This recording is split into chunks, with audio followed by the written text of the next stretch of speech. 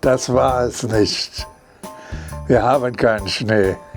Habt ihr gedacht, bei uns liegt schon so viel Schnee? Ja, hier ist gar nichts. Zweimal hat es geschneit, aber der Schnee ist schon wieder weg. Wir haben ja ein enorm graues Wetter.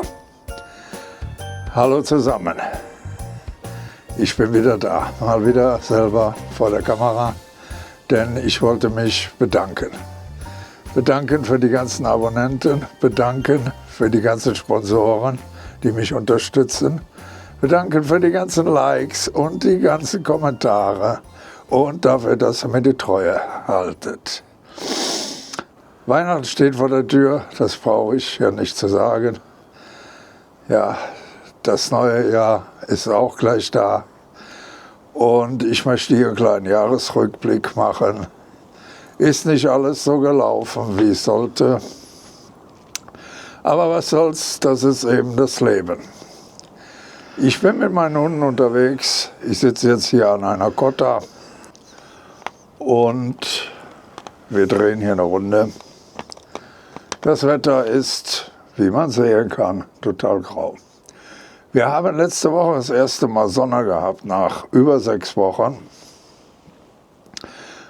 15 Grad minus und auch Schnee. Aber die Zeit habe ich da genutzt, mit meinen Hunden durch die Gegend zu laufen. Und Videos machen, das ist, an den kurzen Tagen ist das so gut wie unmöglich. Es wird morgens um 9 Uhr wird erst hell. Und jetzt haben wir 14:30 Uhr, es wird schon langsam dunkel. Da reicht die Zeit überhaupt nicht für. Und bei so einem Wetter, dem grauen Himmel den ganzen Tag, da komme ich also sehr schlecht in die Gänge. Deshalb werden wir jetzt einen kleinen Rückblick machen, einen Jahresrückblick mit ein paar Szenen aus diesem Jahr. Und wir werden uns mal anschauen, was alles so gelaufen ist. Ich werde das Ganze im Studio etwas kommentieren. Also ich wünsche euch viel Spaß. Ich werde mich auch kurz halten, wie bei den Nachrichten.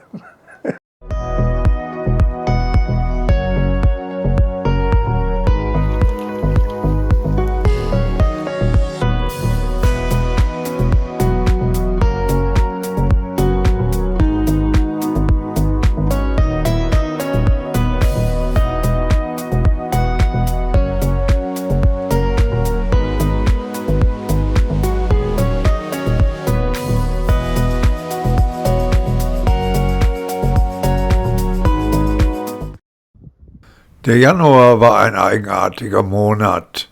Es war mal warm, mal kalt, mal hatten wir Schnee, mal war der Schnee weg.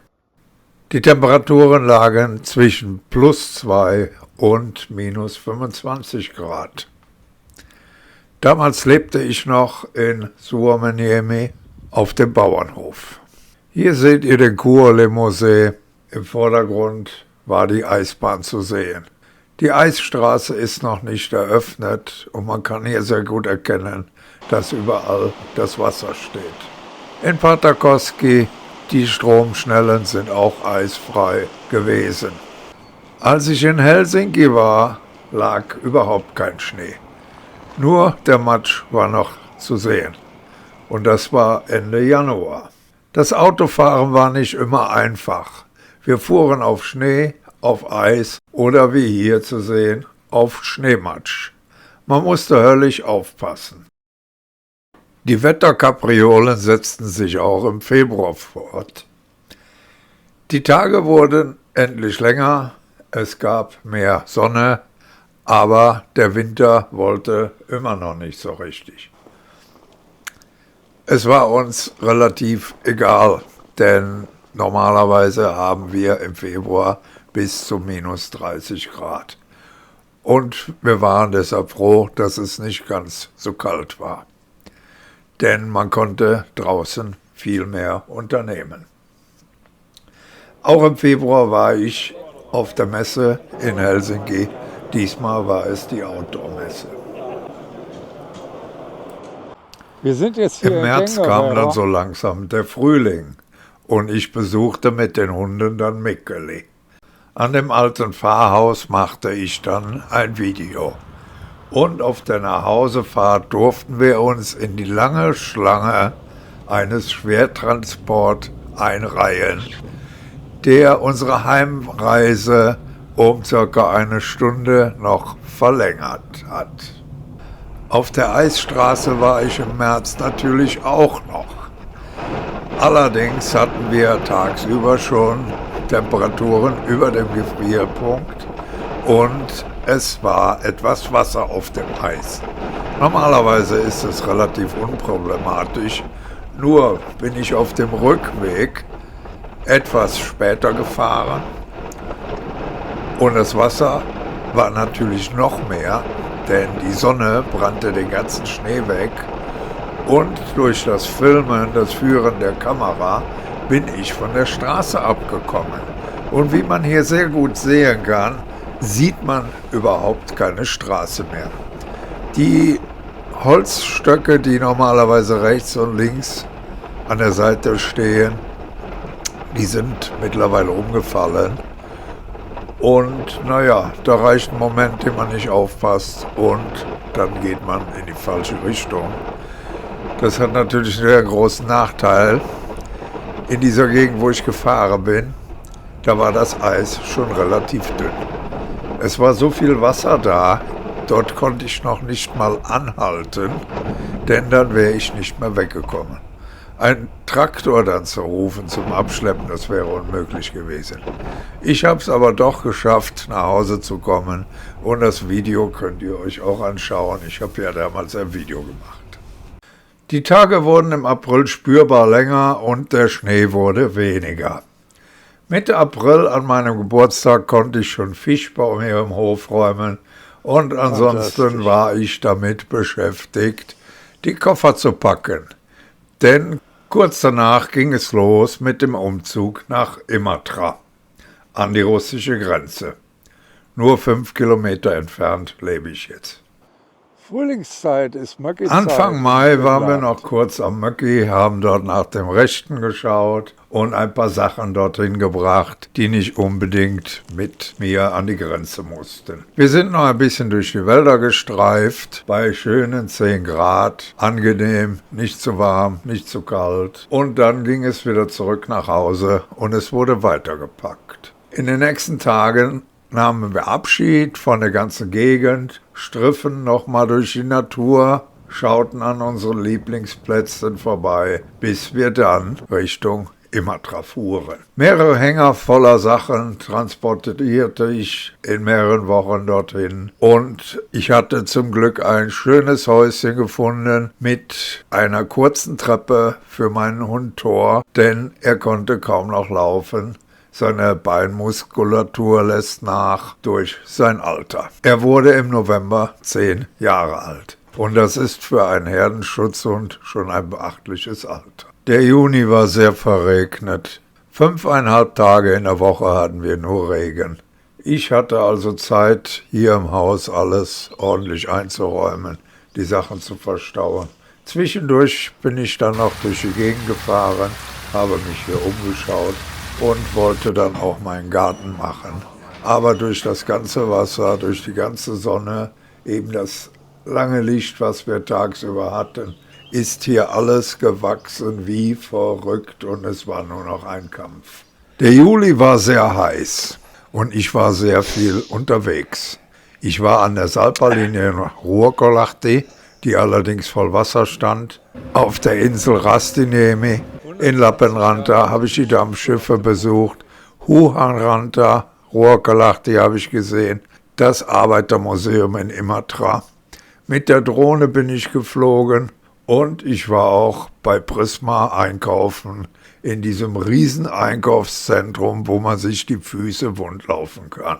Im August war ich dann zum zweiten Mal an der Salpa-Linie und wollte den Bunker dann filmen. Aber auch das ging wieder nicht ohne Probleme vonstatten. Schau in mein Video rein und du wirst sehen, was passiert ist. Wir waren auch kurz am Möcki, aber Thor ging es mit den Beinen nicht so gut, deshalb habe ich es vorgezogen, abends wieder nach Hause zu fahren. Es gab einen Trödelmarkt in Imatra, den wir besucht haben, in einer Arbeitersiedlung. Ich habe im Garten gearbeitet, Beeren geerntet und wir waren hier sehr viel spazieren. Das Wetter war durchwachsen. Nicht so viel Regen wie im Juni, aber auch nicht so viel Sonne wie im Juli. Besuch hatte ich auch aus Deutschland. Meine Sponsoren Arthur und Angela aus Norddeutschland waren hier und auch mein Sponsor Bernhard aus dem Allgäu, worüber ich mich natürlich sehr gefreut habe. Im September habe ich den Kummakiwi besucht, den seltsamen Stein in Urkolahti. Und ich war auch an der Grenze, um ein Video zu machen und ebenso in Pumala, wo ich die Drohne habe fliegen lassen. Anfang Oktober meldete sich der Winter das erste Mal und brachte uns morgens früh den ersten Frost. Auch als ich nach Parikkala und Punkaharju fuhr, hatten wir morgens Frost und -7 Grad, wenn ich mich richtig dran erinnere. Allerdings wurden die Tage danach auch wieder wärmer, aber wegen der Zeitumstellung sehr viel kürzer. So, ich machte da bin ich. Bei Puilo Hier noch muss ich während rein dem in den Einkaufen Laden. ein Video und dann war es das schon für diesen Monat. Im November kam der erste Schnee. Es war nicht sehr viel und er blieb auch nicht lange. Das Wetter im November war richtiges Schmuddelwetter. Die Tage relativ kurz, um 9 Uhr wurde es hell, um 14:30 Uhr fing es an zu dämmern. Auf dem Seimer See bildete sich das erste Eis. Natürlich erst an den stilleren Orten, an den Buchten. Der November war richtig grau. Wir hatten keine Sonne und sehr viel Regen. Noch nicht mal meine Hunde hat es vor die Tür gezogen. Sobald ich die Tür aufmachte, schauten sie vor die Tür, schauten mich an und verschwanden wieder ins Wohnzimmer. Der Dezember war ebenso grau und die Tage wurden noch kürzer.